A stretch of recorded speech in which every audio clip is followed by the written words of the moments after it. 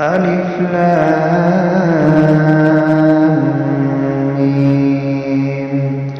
ذلك الكتاب لا ريب فيه هدى للمتقين الذين يؤمنون بالغيب ويقيمون الصلاة ومما رزقناهم ينفقون والذين يؤمنون بما أنزل إليك وما أنزل من قبلك وبالآخرة هم يوقنون أولئك على هدى